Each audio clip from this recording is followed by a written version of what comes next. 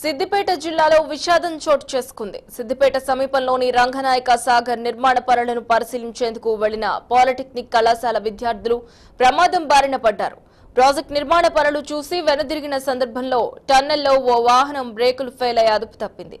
విద్యార్థులపైకి దూసుకెళ్లింది. దీంతో నాగలక్ష్మి అనే విద్యార్థినితో పాటు అక్రమ్ అనే కార్మికుడు మృతి చెందారు.